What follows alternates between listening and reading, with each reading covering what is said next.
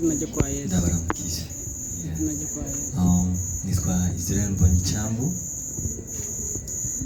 nkaba nturutse mu Rwanda Kigali ndashima Imana ko ndi hano ku butaka bw'u Burundi ndashima Imana ko twabigambiriye kinini ariko iki akaba ari cyo Imana yifuje ko yashimye ko tuba turi hano ndatangira nshimira abantu bose babigizemo uruhare aba bose twicaranye hano Imana ibahumurize cyane. I feel blessed to be here and humbled kubera ko yataba Imana n'aba bagabo ntabwo nari kuba ndi hano ndabashimira cyane ndabashimira namwe mwatwitabye mukaza gushikira kino gikorwa. Ijambo ry'Imana rivuga ngo niwe duhesheje igikundiro no kubinuma kubw'izina ryayo kugira ngo mu mahanga yose habemo abizera babiheshejwe no kumvira. Donc ibi byose dukora n'Imana yabiduhaye kugira ngo tubikore hanyuma mu mahanga hazaboneka abantu bumvira Imana. Rero ndanezerewe uko niyumva n'umunezero gusa. Ibitaramo dufite ni ibitaramo bibiri, kimwe kizoba ku itariki 30 z'ukwezi kwa 12 ni this Friday, ikindi kizoba on Sunday tariki ya mbere muri 2023. ni ibihe bizaba bidasanzwe. Abo twari kumwe kuri airport nababwiye ngo icyifuzo cyanje muri iki gihe no kubona Imana ikora mu bintu bifatika, kubona Imana ntibibe kuririmba gusa. Umugabo witwa Dawidi yararirimbaga imyuka mibi yari muri Sawuli ikamuvamo. Iyo niryo sengesho ryanjye muri iki gihe kugira ngo ibyo turirimba bikize imitima y'abantu. Abazoza ndabatumira mbabwira ngo bazaze guhembuka ibibazo kureba Israel ko ntacyo mfite no bahereza, ariko ibiri muri njyewe Imana izabikoreshwe ngo bikize imitima yabo. Nicyo cyo nyine navuga. Murakoze cyane. nuko ndabona akanyamuneza kenshi cyane. Sinzi ko Amerika na Apotre aribyo baza kuvuga, ariko mu mwanya cyo dutanga ibibazo ndazi ko baryohewe. Amerika cyangwa umwanya muri kuja mu Rwanda mwe na Apotre na coach Gael atubwira ati mwanyasha ijambo n'iryoha esashimwe. Si byinshi bise no kuvuga kubera ko byose mwabyumvise, ariko nk'uko eje kubivuga umunezero utagira ukuvugwa. Iyo icyo umuntu yifuje cyangwa yashatse gishitse nta kintu umuntu akora ni gushima Imana. Turashima Imana ku kungene yabidufashije bikaba, turashima Imana kungene bagize urugendo rwiza bagashika bafite amahoro. Turashima Imana kungene mwatwitavye ingene biriko biragenda kandi byose biriko biragenda neza. Twizera ko izobanaye kutugira neza gusumba kugira ngo haba mu nteguro haba ku bantu bazoba bahari bashobore kuronka icyo baje biteze. Twebwe nta kintu twoshobora, ariko kimwe uca Imana izoduha gushobora kuba twokora, tuzoreka ishobore gutemba bibe au service yanyu kugira ngo byose bigende neza. Abashimiye abantu twakoranye n'abantu n'ukuri bafise umutima w'Imana, n'abantu ikintu bari bacifuza ko coshika. Hari abantu babisengeye, dushaka kubashimira gose kubera ko burya Imana irushaho kuduha gushitsa ibyo yonyene ishaka. Rero kuba bishigikiye kuri uku canke kuriya n'ukuri, j'ai vraiment une très grande reconnaissance par rapport à cela.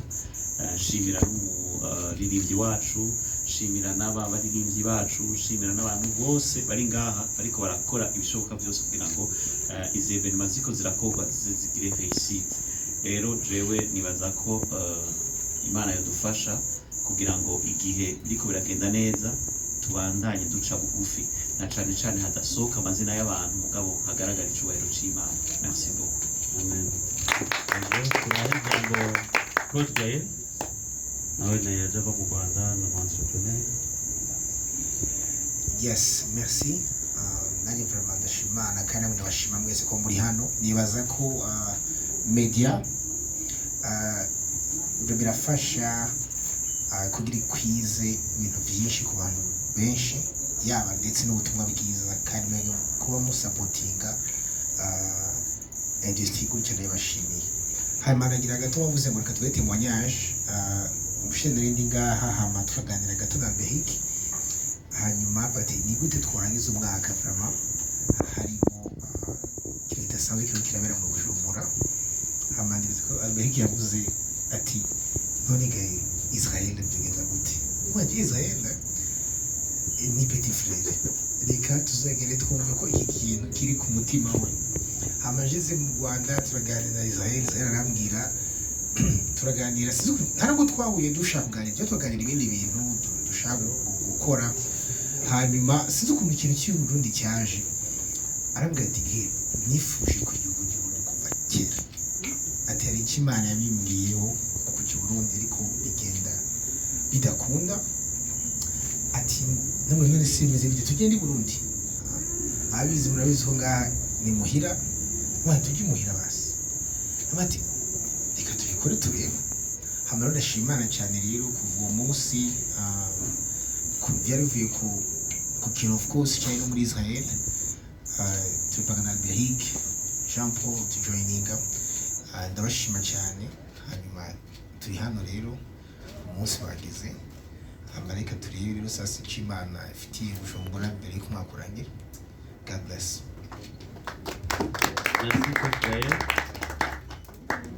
Coach Gaël ndibuka ko ari igikorwa twari gukorana na Fapasi, tuvuga ko tuzokorana igikurikira kimwe cyari sivyo, na David Bayingana arifuza kuza muri gitaramo kuva kera. Donc apôtre, thank you so much. Navuga ko ari a great day muri gospel industry mu Burundi. Munyemerere mbwimana cyubaro tikobra amashimwe. Yes. Biciye mu munezero, mu bihuzo byinshi, umuhanzi cyangwa umuririmvyi aramye Imana biciye mu mukuri Israel Mbonyi atubyagiyemo muri Blue Harmony Invest Legacy cyangwa Legacy Invest cyangwa Bujayi event n'abamenyesha makuru, ndavye abantu bari imbere yacu, ndavye ukuntu yategereye ku kibuga c'indege, ndavye ukuntu yakurikiranwa hirya no hino, ndavye abantu ba mashengero canke abantu baba inspiré par amachanson yiwe. Nibaza yuko kuba abantu batatu biciyemo kandi na Zambich yakoze kugira ngo ibintu bigere aha bigeze. Je vraiment novuga ngo ibyo byose kuba bibaye kandi bikaba à la fin de l'année, nibaza ko hari ikintu kininiya kibashobora kuba un signe pour la fin et le début, la fin de 2022 et le début de 2023. Dushobora twiteganye n'umutima wagutse. That's why je nk'umwe mu bantu barimwo numva noshimye Imana kuko ejo twabajijwe ibibazo batubwiye ati eske Israel Mbonyi azokwinjira, azoshika, bizogenda gute? Il y avait pas mal de questions. Est-ce que yatubeshe naho muri ko muravuga muri sûr? Rero munsi la certitude si twoza kwerekana vous êtes là Israel Mbonyi. Merci beaucoup burya baduteye iteka aba bantu bose bari biteze exactement si vous allez venir. Merci beaucoup. Rero nagomba gutanga un petit message kwa bantu bose bahari. Jusqu'à l'heure actuelle maze kubona ama réservation yihuta kuvugeze ngaho kigashinde. Yes, bamaze gutelefona abantu batandukanye, ndamaze kuronka 25 appels.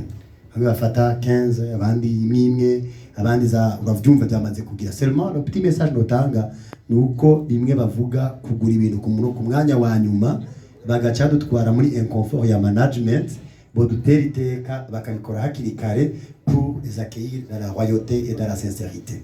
Je vous aime beaucoup. Bienvenue. Le Saint-Esprit est au rendez-vous. La classe, le service, sur tous les aspects. Nimeze neza. Nubaza ko nivyo nabonye bariko barakora Buja Event Legacy Blue, abantu bose kunde barakora, aba journalistes no basira ko mushobora kuronka même plus de 120% de vos attentes. Que Dieu vous bénisse beaucoup. Amen. arakoze cyane Jean Paul Manirakiza apôtre.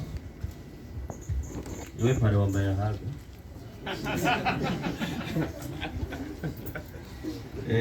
Turaha ibibazo twasabye abajournaliste ko baduha ibibazo avant yuko muri ndashika ngaha. Iwizeye Cedric wa African Gospel TV. Sinzi ko ari ngaha. Yego ibibazo mwazi mwanditse. ikibazo kimwe.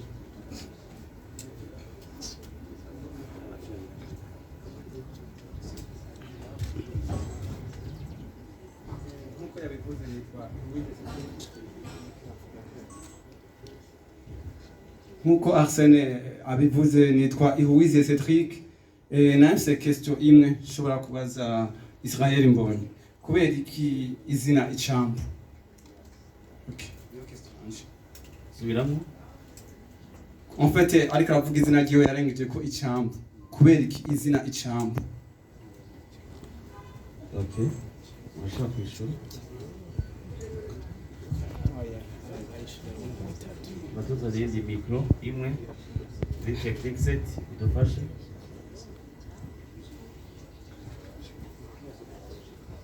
Okay. Murakoze cyane.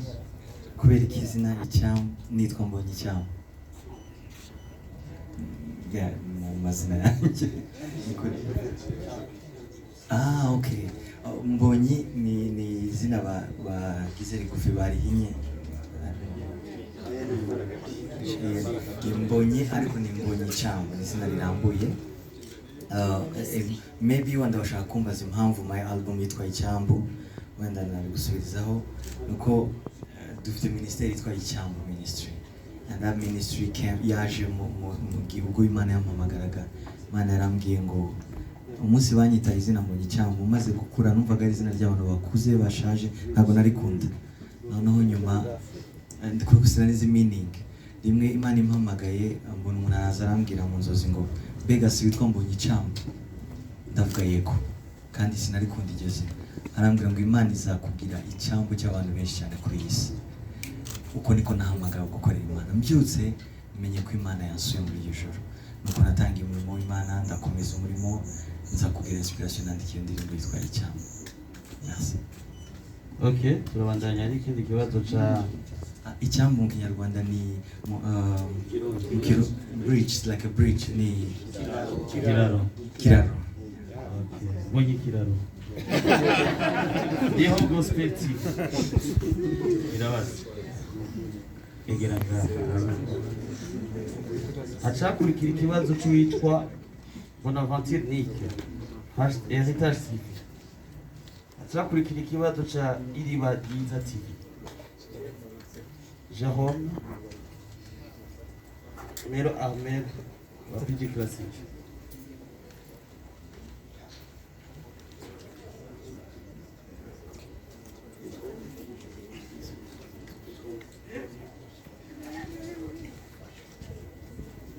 Shalom.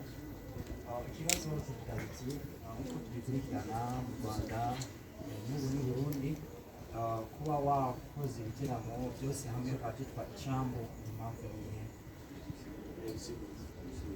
Murakoze yabisiguye. Jérôme Hakizimana.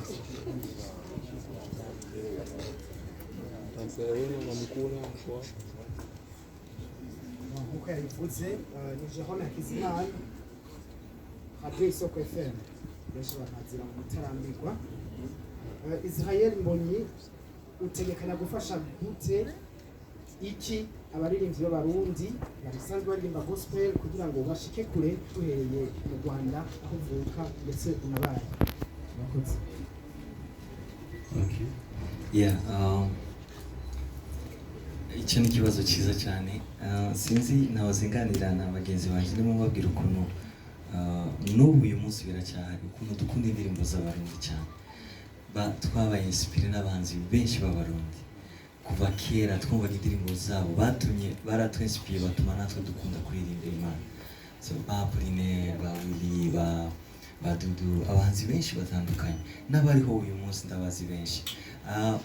Kandi ndababwiza ukuri ko indirimbo baririmbye zadukoze ku mutima, zituma natwe twifuza gukorera Imana. Icyo rero numva sinacyo nzi nabo bafasha, ahubwo ni ugufatanya nabo, ni uguhuza imbaraga twese tukagura ubwami bw'Imana. Kandi ibintu byose bihera mu kumenyana. Step ya mbere ni uko tumenyana, tukaganira muri aho mumeze neza, tukamenya, twamara kumenyana ibindi ni flow, birizana, birikora. Ejo musanga Imana yabahuje, mufite connection, ibindi byose birikora. So this is the first step. Tuzamenyana nabo, hereye kubo turi kumwe hano, hanyuma n'abandi gahoro gahoro tuzagenda dushira imbaraga hamwe, sinobafasha ahubwo twese tuzofatanya kugira ngo tugere kure. Arakoze cyane rwose. Kandi ndabaza ikibazo ijambo ryo mu Burundi, ijambo ryo mu Burundi ni ijambo. Okay. Bonaventure. Murakoze, nitwa Bonaventure muri Territoire Tiri. Ikibazo ni iki? Israel Mbonyi kuva ugitangura kuririmba, abarundi bari mu bantu ba mbere bakiriye n'umunezero ibikorwa byawe. Mbega ni kubera iki watevye kuza mu Burundi? C'est ça?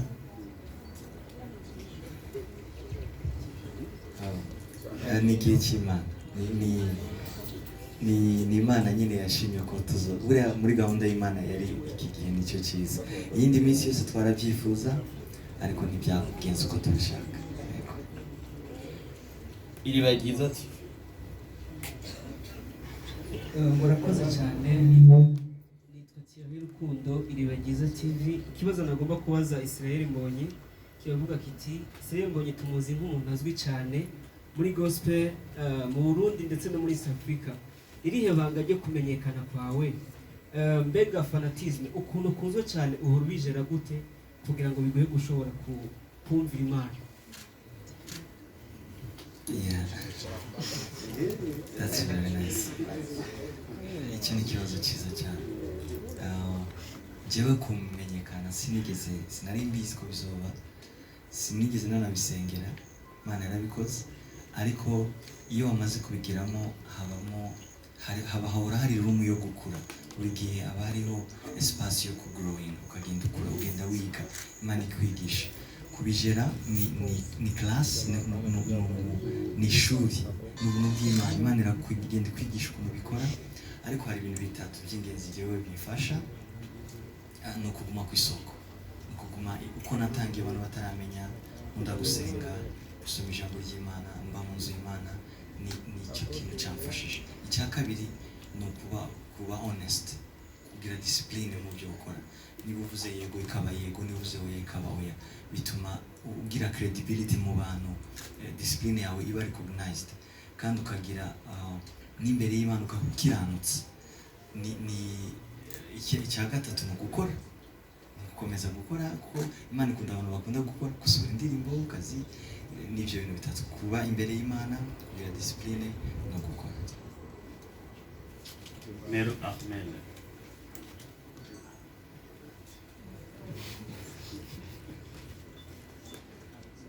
Murakoze, akazina kanje ni Mero Ahmed Mukiza, ari serukisi Classic FM. Mutubwira bamwe mu baririmbyi b'abarundi baririmba gospel mwoba mukurikirana, mbe nimba bahari abo mu kwifuza ko mukorana ni bande habonesa kare?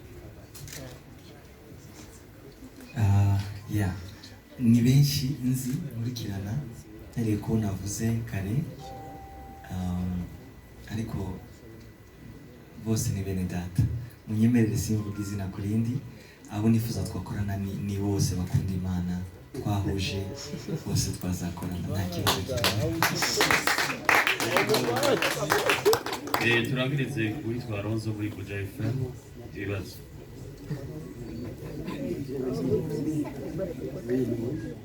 Yego murakoze, nanjye nitwa Alonzo. Usanzwe mufise abakunzi benshi hano mu Bujumbura, ariko kandi no mu ntara zo hagati mu gihugu benshi basomanuka. Mbega bitege performance imeze gute? Ikindi kibazo nacyo turatubona kenshi ku ma réseaux sociaux kumubwira concert live mukabigira neza cyane rwose. Abazoza kuri ibi bitaramo bitegeye ko muzoririmba live cyangwa Yes.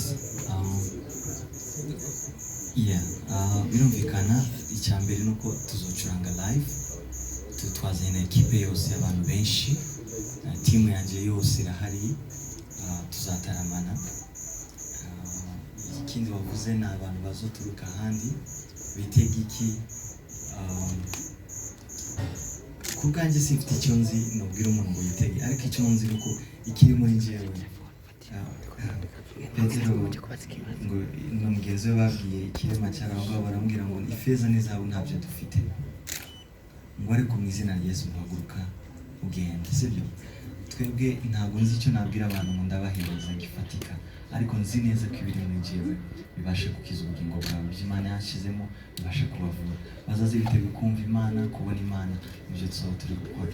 Ikindi nababwira nuko muri gahunda n'ibishyi hari si hano buja gusa Bujumbura, nubishe ko hari n'indi gahunda izaba nyuma kandi nziza bazatumenyesha tugatarama turi na benshi kurushaho. Ego murakoze cyane. Ndafite ikibazo natumwe n'abagenzi anje bamenyesha amakuru, ndakibaza JP, bazokwinjira muri show cyangwa bazuye? Hari abajurnaliste bariko barabaza kwinjira muri show bizaba bimeze gute ya Mbonyi ubwawe?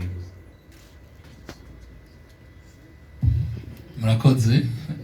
Mbega tuzinjira muri show cyangwa ntituzinjira? Kwinjira muri show nta n'umwe twavuze ko ata n'umwe yimiriwe, twababwiye ama point de vente twayashikirije, twababwiye byose, ariko urumva comme vous nous avez soutenu, vous nous avez accompagné, natwe tuweza kubakompanyana, sibyo none? Sibyo none? Icyo gituma rero kujya tutaje kumwe umwe wese ngo tumubwire twamatoye umu representant tucako tukaganira kugira amashuri kuganira, niwe rero dushobora no gucako le moment venu, le moment opportun, kuko dushobora kuganira tukababwira ce qu'on a fait ou ce qu'on a décidé de faire. Nibaza ko byumvikana, Imana ibahezagire.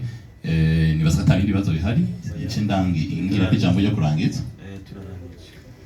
Tubashimire rero kubona mwaduhaye umwanya wanyu, dushimire ku nyisho nziza umuhanzi, bafite umuhanzi ndiko byita umartiste cyangwa umuririmbyi Mbonyi ICYAMBU yashoboye kugira. Dushimire n'aba bandi ba artiste bazodushigikira mu ivyo biro muri izo concert. Okay, ngwakeneye kumva ijambo rimwe ribavamo nabo, kubumva iyo umuririmbyi azi kuririmba, iyo yumvise ubundi aririmba araduzwa, sibyo? Yumvise ubundi avuga, reka tubumvirize, sibyo? Isekonda zingahe tumve bavuga. Okay, bavuga. Merci. Pastor Lopez. Ladies. Okay. Itatwele kuri Benis. Shit. Okay. Reka tumumvirize gatoya kugira aramutse. Bonsoir tout le monde. Bon, first of all, thanks for the opportunity. I really appreciate it. Jendi ready kuri le 30 pour muzoze muri benshi, ndazi ko tuzohezagira twese kandi ndishimye ko turi ngaha twese. Amahoro, ni Lopez, ni Nazwe canke Pasteur, hama natwe turanezerewe kubona Israel Mbonyi. Ku giti cy'iwanje novuga ko nobwira abantu kandi kuza bagize ico biteze, ko ico uzoza witeze nico uzoronka. Niwaza witeze kubona umuntu nuko uzobibona, ariko kandi niwaza witeze no guhura n'Imana uzoronka ikirengeye kubona umuntu. Kandi nukuri ijambo ry'Imana nkuko ribivuga, ibirenge by'abazanye ubutumwa bwiza ngene ari byiza kandi ari by'igikundiro. Nibaza ko hari ubuntu buri kuri twebwe, ariko kandi hari n'ubuntu Imana yasutse ko ku mushitsi wacu ari we Israel Mbonyi. Nobwira abantu rero kuza mwiteze bidasanzwe, nukuri ikirere kimeze neza cyane.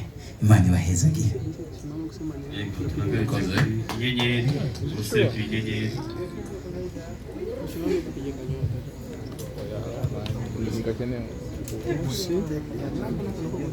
Urabona ko baje bambaye karuvati. Turi n'iteka ryo gushima kuri ICYAMBU. Turiteguye gutanga ico Imana yashize muri twebwe biciye mu gutambira Imana.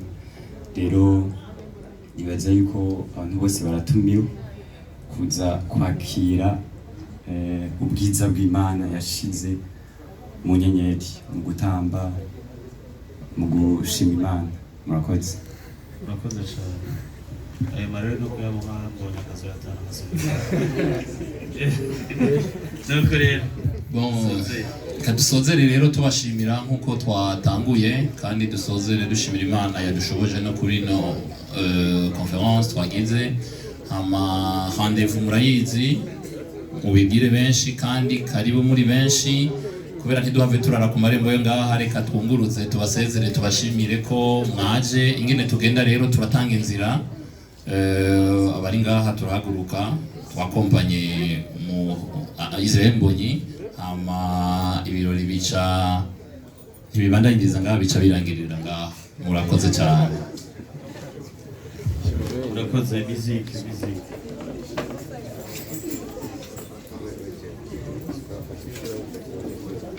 foto de famille bavuze ngo bashaka ifoto reka dufate ifoto kugira mu ijuru bayibone.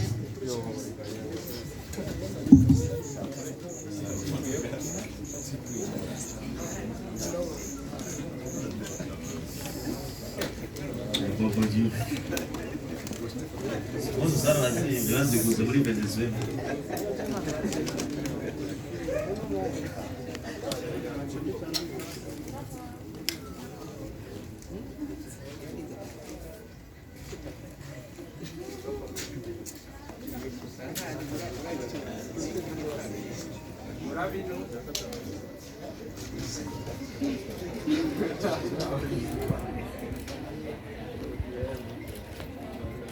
Abantu inyenyeri mu bantu guteye.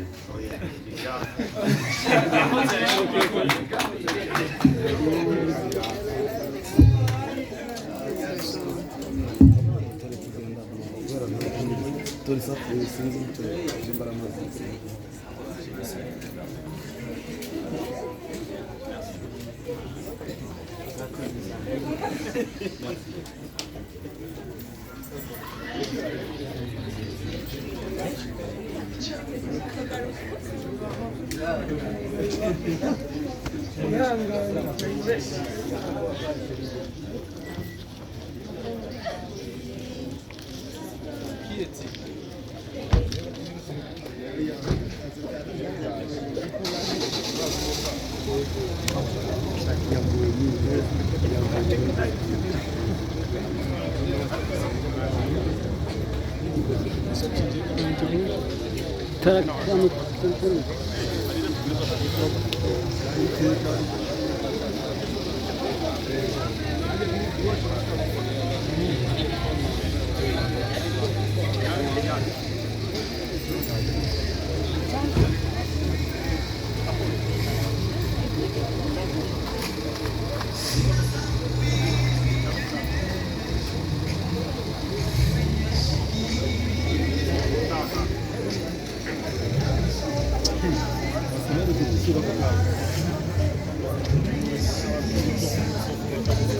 you.